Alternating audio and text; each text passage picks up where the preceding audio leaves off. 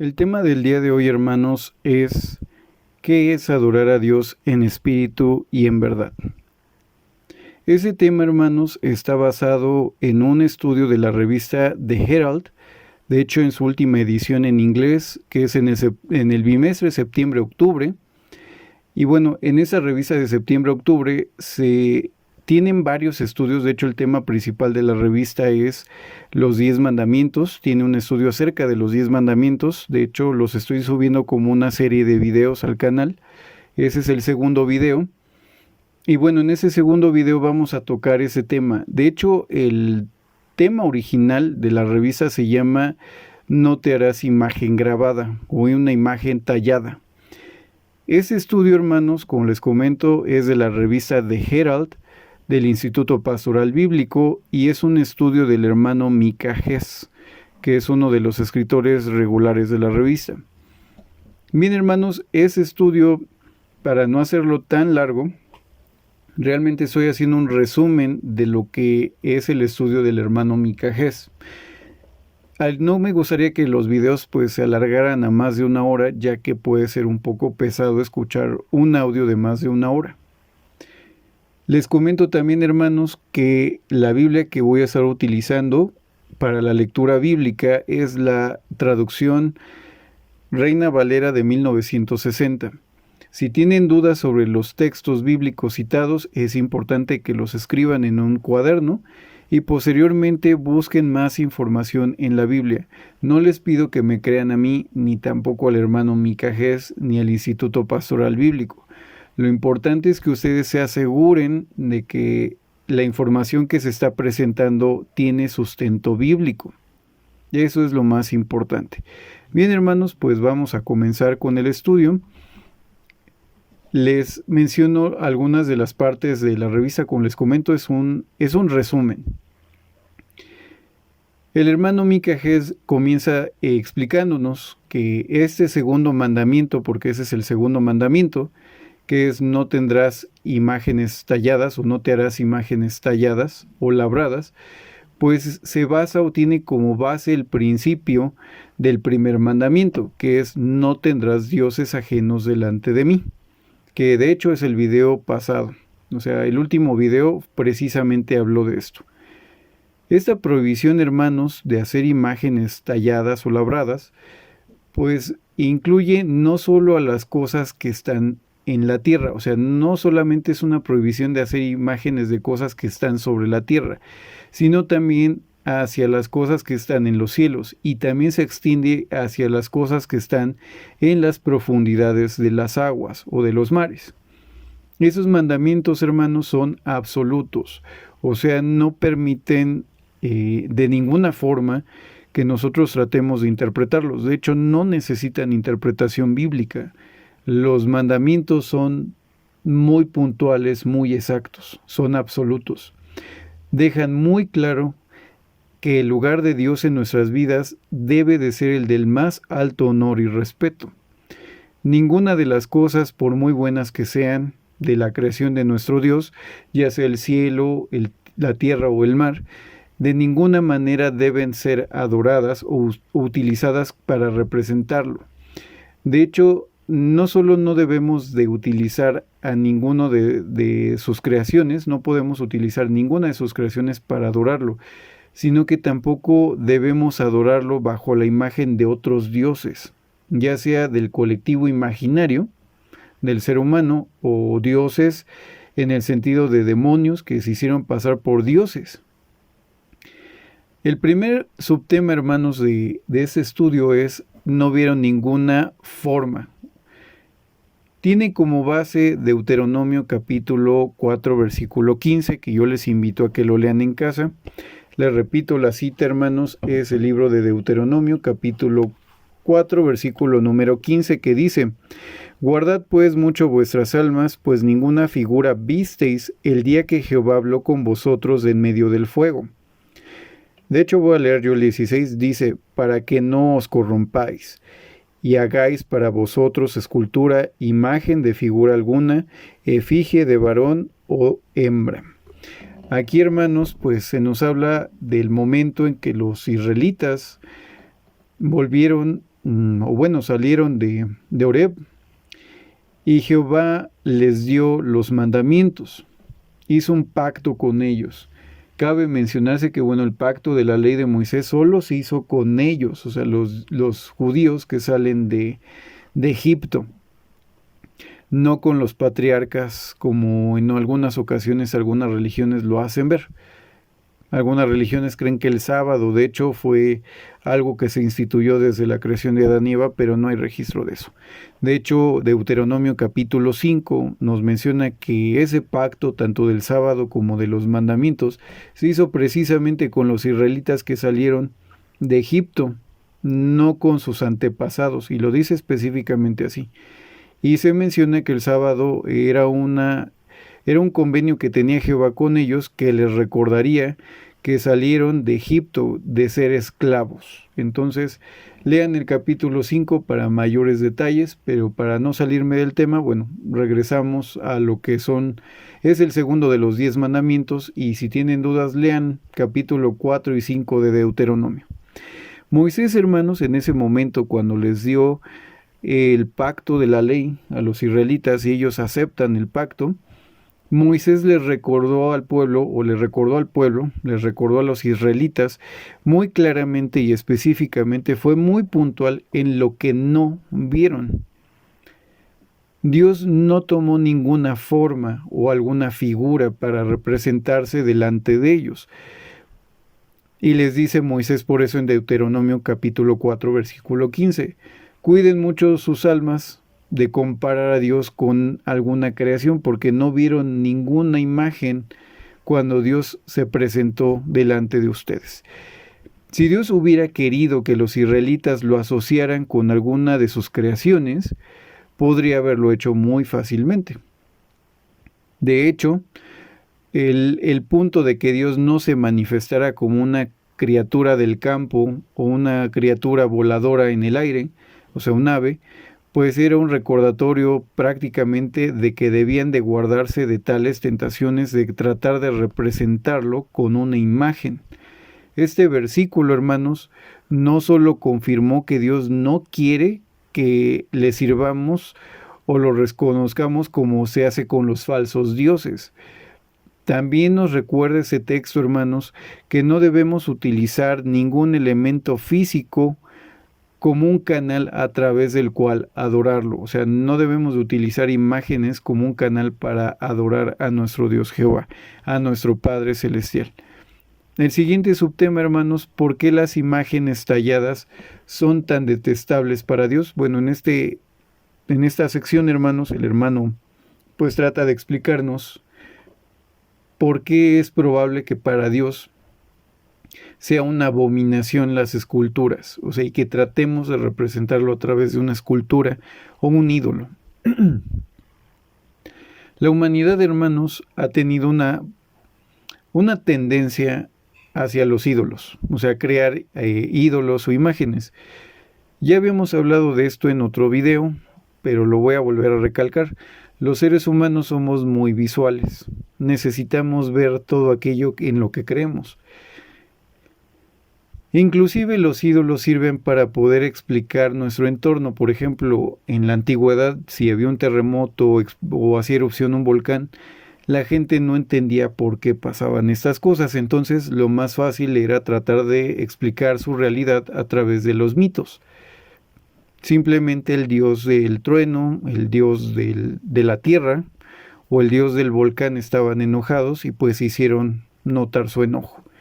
Entonces, así es como ellos podían entender su realidad. Otra es que también, hay demonios muy poderosos que pues pueden hacerse pasar por Dios o por un Dios poderoso y la gente crea imágenes. En el antiguo cercano Oriente, hermanos, un ídolo servía como un conducto entre el Dios que se representaba a través del ídolo y el adorador. O sea, era un conducto que hacía la comunión o permitía la comunión, por así decirlo, entre el Dios pagano y el adorador.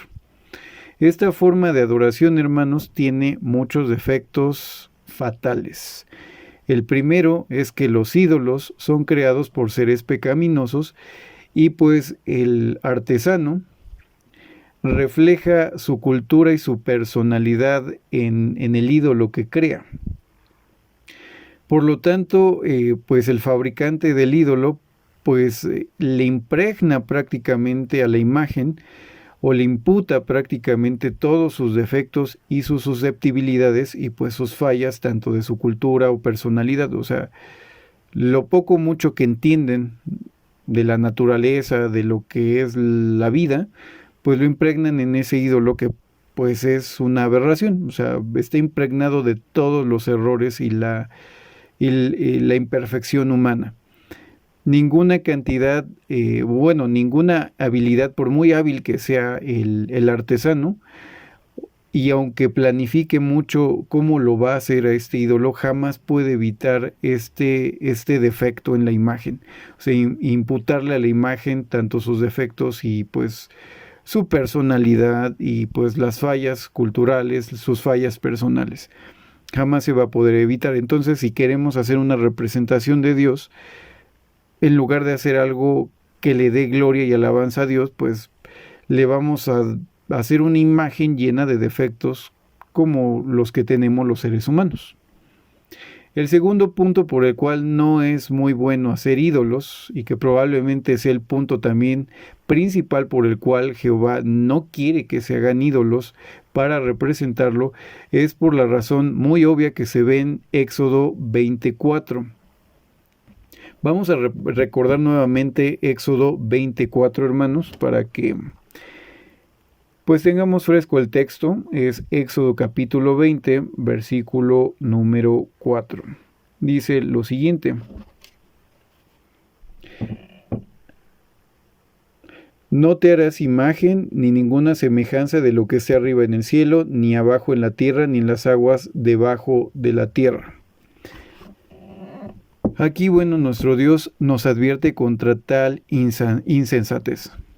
Desde que el hombre cayó en pecado, el acercamiento del hombre hacia Dios pues requiere de limpieza de este pecado, o sea, de estar limpios del pecado del cual, bueno, nos hemos hecho partícipes. Si bien los sacrificios animales del Antiguo Testamento eran ceremoniales, destacan muy bien este requisito, o sea, que el hombre no es perfecto y que tiene tantos defectos que en realidad merece la muerte. Aarón, como sumo sacerdote, actuando en nombre del presentador, o sea, como un presentador, pues él era el que presentaba los sacrificios expiatorios que se ofrecían a Dios. Aarón era un tipo, o bueno, una representación antigua de Jesús, y los sacrificios de purificación eran tipos o representaciones del rescate y la ofrenda por el pecado. La naturaleza equivocada de los ídolos se hace evidente de esta forma. La única forma auténtica para acercarse a Dios es a través del Señor Jesucristo, quien dijo: yo soy el camino, la verdad y la vida. Nadie viene al Padre si no es por mí. Esto nos lo dice Juan capítulo 14, versículo 6. Entonces, de esta forma vemos cuán crucial es entender que la única forma aceptable de acercarse a Dios es solo a través de la sangre y del mérito de Jesús. Cualquier intento de llegar a Dios a través de un ídolo literal o metafórico es inútil y se burla del plan de Dios. ¿A qué se refiere el hermano con literal y metafórico? Bueno, podemos tener un ídolo literalmente, o sea, una figurita, una figura de Dios, pero no es el medio por el cual debemos de acercarnos a Dios. O sea, no puede actuar como un intermediario, un ídolo, para podernos acercar a Jehová, como si fuera un intermediario entre Jehová y nosotros, un canal. No puede ser. Para eso está Jesucristo. Él es el medio. Ahora, también nos menciona aquí algo muy importante, de forma metafórica. O sea, a veces hay ídolos, hermanos, que no son exactamente de tallados, o sea, no son de madera, no son de piedra tallada, simplemente son como algo más mental, como una estructura mental de un ídolo. Por ejemplo, podemos hacer de un ídolo una organización religiosa, a un pastor, No sé, hermanos, o sea, algo que tenga que ver con la religión, pero le estamos dando ya como una especie de servicio, como si fuera una imagen, o sea, le rendimos obediencia, homenaje o adoración de alguna forma, o sea, el único medio para acercarnos a Jehová es a través de Jesucristo, a través de la sangre y del mérito de Jesucristo. No hay otra forma de acercarnos a Jehová que no sea a través de Él, ni a través de un ídolo literal, o sea, tallado, ni tampoco de uno metafórico. Esto sería inútil y sería una burla para Dios. Entonces, hermanos, evitemos este tipo de adoración.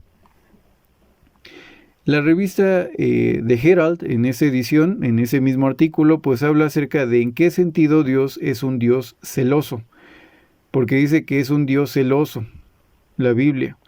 O la traducción del Nuevo Mundo vierte esta frase de Dios celoso como un Dios que exige devoción exclusiva. Sin embargo, pues hay que entender el texto porque dice que Dios es un Dios celoso. Realmente la palabra correcta es celoso. Lo que hicieron en esa traducción pues fue simplemente hacer una paráfrasis de lo que ellos entienden que es un Dios celoso. Sin embargo, bueno, la revista explica un poco más a detalle a qué se refiere con un Dios celoso y los celos piadosos de parte de Dios y de nosotros. Bien, hermanos, pues esto es lo que, si ustedes quieren leer esta parte, les invito a leer la revista. Yo me lo voy a saltar por cuestiones de tiempo y me voy a pasar al siguiente subtema, que es un mandamiento de abstención. Confiar en la sabiduría de Dios y someternos a su autoridad, que es en sobremanera mayor a las de nosotros, o sea, su sabiduría es mayor a la de nosotros y su autoridad es muy superior, pues puede ser algo pues difícil, porque pues tenemos que ir tenemos que ir en contraflujo o en contra de nuestros deseos pecaminosos, o sea, en contra de nuestros deseos de la carne caída. Sin embargo, esto es un paso muy importante para la vida de un cristiano. El mandamiento que estamos ahorita considerando, hermanos, nos ayuda a ver que mientras que el mundo puede encontrar consuelo en adorar objetos físicos o encuentra pues la paz en un objeto que puede palpar, ya sea un objeto en sí mismo o una representación abstracta, como les comentaba, una representación abstracta de un ídolo, o sea, lo que es una organización religiosa, un pastor, inclusive una Biblia, hermanos, porque hay gente que llega hasta adorar una Biblia. Suena raro, pero sí llega a pasar en algunas religiones. Bueno, pues un cristiano no debe de adorar a Dios de esta manera, a través de objetos físicos, o sea, de ídolos físicos o de ídolos de una representación de una idea abstracta. No debemos adorar a Dios de esta manera. Crear una imagen de Dios sería negar su autoridad, porque pues Él nos ha prohibido esto. Entonces, hacer una imagen de Dios o tratar de hacer una imagen abstracta de lo que es Dios o del poder de Dios, prácticamente estaríamos negando su autoridad, porque Él nos negó esto, nos dijo que no lo hiciéramos y estamos yendo en contra de su autoridad y voluntad. Las personas, hermanos, parecen encontrar gran confianza cuando pueden tocar las cosas que ellos valoran o que aprecian, ¿no? O sea, las pueden palpar. Entonces deja de ser ya algo abstracto en nuestras mentes y cobra vida en nuestros sentidos. Eso es en el caso de un Dios como tal, o sea, un Dios que deja de ser una idea abstracta para cobrar forma en nuestras manos. El poder tocar un ídolo con nuestras manos puede incluso calmar las angustias de nuestro corazón. A veces necesita mucha gente tener, como les digo, un ídolo. Por eso les digo que llegan hasta adorar una Biblia. O sea, la Biblia la tienen abierta en un salmo o la Biblia la tienen abrazada creyendo que la Biblia les va a dar algún poder místico, pero la Biblia solo es papel y tinta, lo mágico, por así decirlo, y está, pues no es una buena representación decir mágico, pero lo verdaderamente asombroso es vivir lo que dice la Biblia y ver los cambios que uno puede hacer con ello. O sea, ahí se ve lo importante y el poder de la Biblia, el poder que viene de Dios, pero no de estas formas místicas. Entonces, el hecho de que nosotros podamos tocar algo con nuestras manos a veces calma las angustias, más cuando tenemos problemas. A veces, bueno, pasa mucho con los hermanos que utilizan en su adoración imágenes. El hecho de tener una cruz, pues en sí mismo no es algo malo. El problema es cuando ya le atribuimos poderes mágicos, ¿no? O sea, poderes místicos. No, pues eso no puede pasar, hermanos. O sea, las personas en general necesitan poder tocar o ver, o sea, percibir con sus sentidos lo que es su fe o su adoración, porque entonces si no sienten que no está pasando nada, o sea, no sienten que lo que estén haciendo sirva de algo. Sin embargo, Dios en su infinita sabiduría puede ver que si creamos una imagen de Él, esa imagen podría eventualmente convertirse en un objeto de nuestra adoración y afecto y ocupar su lugar. O sea, mucha gente, como les digo, es muy visual. Entonces, si yo estoy adorando a Dios y lo represento con una imagen, podría ser que saliera contraproducente, que termináramos adorando realmente a la imagen, amándola y teniéndole gran afecto, y nuestro Padre Celestial quedara en segundo lugar. Que ha pasado muchas veces, no solo en la cristiandad, sino en otras culturas, que mucha gente termina pues adorando imágenes, ¿no? Y creyendo que esa imagen le da pues poderes místicos. Si hiciéramos lo mismo con nuestro Padre Celestial, esto nos alejaría de Él. Tal acto, pues como les comento, nos llevaría muy muy lejos de Él, en lugar de llevarnos a una comunión más cercana con nuestro Dios. ¿Qué es adorar en espíritu y en verdad, hermanos? Bueno, la parte de adorar a Dios en espíritu y en verdad la podemos leer en Juan capítulo 4, versículo 23 y 24. Vamos a leer ese texto, hermanos, que es Juan 4, 23 y 24. Juan 4, 23 y 24 dice lo siguiente: Mas la hora viene y la hora es cuando los verdaderos adoradores adorarán al Padre en espíritu y en verdad, porque también el Padre tales adoradores busca que le adoren. Dios es un espíritu y los que le adoran en espíritu y en verdad es necesario que le adoren. En Éxodo capítulo 20, versículo 4, como ya vimos, Dios nos dice cómo no debemos de adorarlo, o sea, no debemos de hacer imágenes talladas. En el pacto de la ley, hermanos, había reglas que exigían pues una conducta muy personal, o sea, cómo nos desenvolvemos en sociedad personalmente. Había también normas que eran relativas a los sacrificios pues, de animales por los pecados. Ambas leyes o reglas guiaron a los israelitas en su adoración a Jehová. Por lo tanto, la gente adoraba, cuando lo adoraba lo hacía de manera muy específica, de la manera que habían sido instruidos o enseñados a través de los siervos de Dios que actuaban pues por voluntad de él en ese momento, en especial Moisés.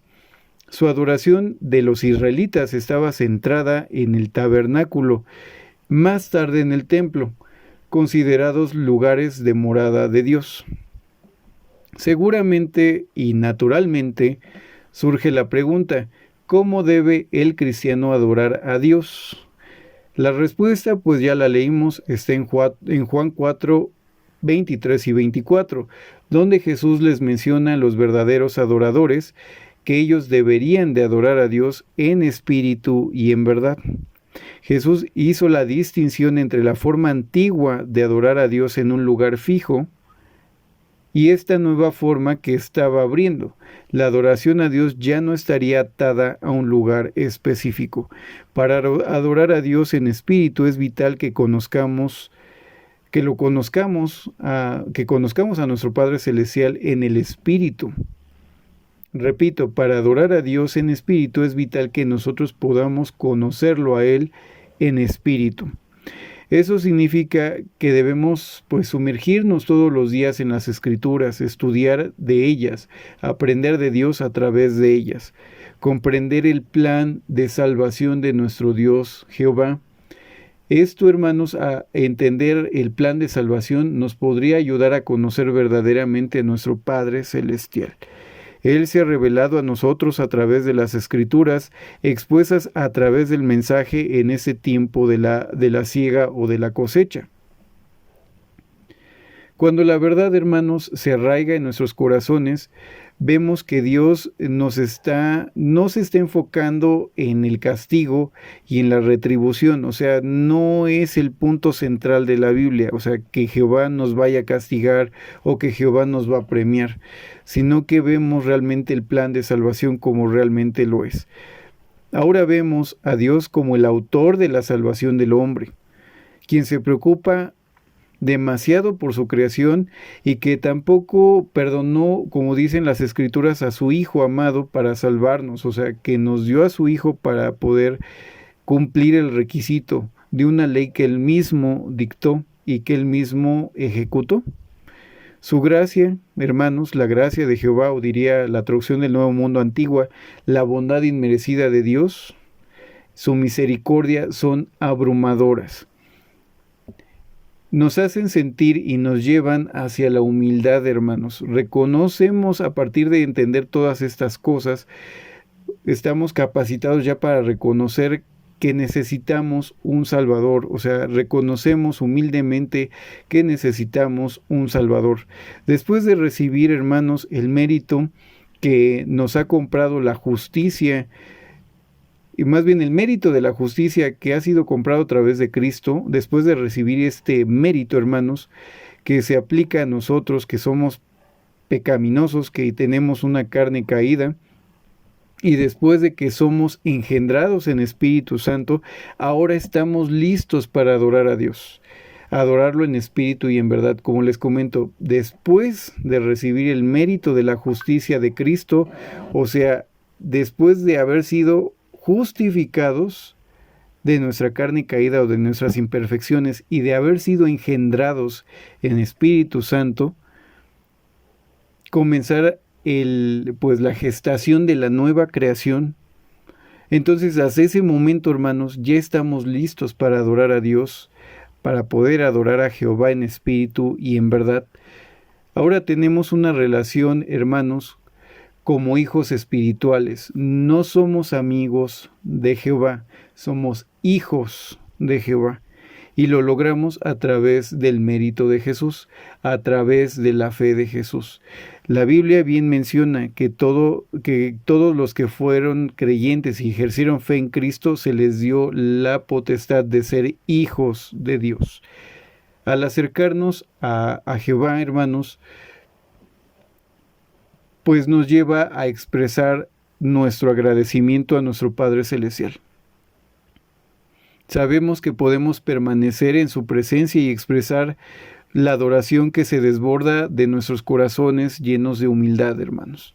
Nuestra adoración debe ser evidente en la forma en que vivimos nuestra fe. O sea, no solamente es de dicho, sino también en acción. Los votos de consagración, hermanos, que hemos hecho, pues son también un punto muy importante. O sea, una vez que nosotros ya entendimos qué es adorar a Dios en espíritu y en verdad, que reconocimos que necesitamos un Salvador y que es el único medio para llegar a Dios, no nos queda más que la consagración. Hacer un voto de consagración y vivir nuestra consagración. Como les había comentado, no solamente nuestra adoración debe de ser de boca, sino también en hecho. Debemos demostrarlo en la forma en que vivimos nuestra fe. El Espíritu Santo, hermanos, es nuestro guía y nos capacita para poder comprender los misterios de Dios, para poder comprender la Biblia, para poder comprender su palabra escrita. Su justicia, hermanos, pues debemos demostrarla en cada aspecto de nuestras vidas. Una vida de adoración, hermanos, refleja la bondad inmerecida o la gracia y la misericordia que hemos recibido. Esa es la principal forma en que podemos mostrar que realmente estamos agradecidos. Estamos y debemos de estar resueltos, hermanos, a siempre poner en primer lugar los principios de justicia y siempre estar en contra del pecado y de la vida pecaminosa, no en la vida ajena, hermanos. No debemos de estar criticando lo que hacen o no hacen los demás. Primero hay que centrarnos en nosotros.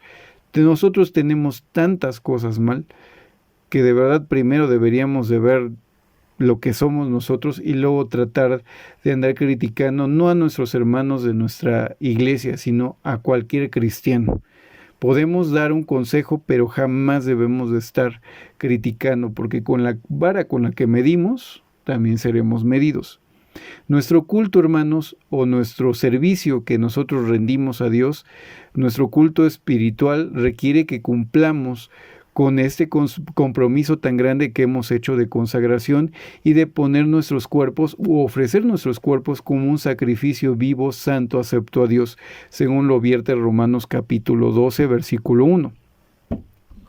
De hecho, lo vamos a leer, hermanos, ese es el texto final. Y esta debe de ser nuestra resolución, hermanos. Muchas veces en ese canal se ha hablado de este texto, y creo que siempre sale a la luz porque es muy importante ese texto. Dice la Biblia: así que, hermanos, os ruego por las misericordias de Dios que presentéis vuestros cuerpos en sacrificio vivo, santo, agradable a Dios, que es vuestro culto racional. Es importante, hermanos, entender aquí algo muy importante. El apóstol Pablo nos ruega que recordemos las misericordias de Dios. Y a partir de ahí, hermanos, entonces esa misericordia de Dios nos debe de mover a responder con amor, a responder con acciones, a presentarnos a nosotros mismos en sacrificio. Eso es lo que nos está diciendo aquí Romanos. Debe de ser un culto racional, un culto que usted pueda entender. Entonces Dios nos da la inteligencia, el Espíritu Santo y su palabra escrita para poder dar un servicio racional. Bien, hermanos, pues eso es todo por mi parte. Les agradezco que sigan visitando este canal. Si tienen dudas, comentarios, cualquier solicitud, hermanos, por favor envíenla por correo electrónico al correo electrónico que están viendo en pantalla, que es estudiantesigurososdelabiblia@gmail.com, estudiantesigurososdelabiblia@gmail.com. También, hermanos, les pido que si no se han suscrito al canal, por favor se suscriban.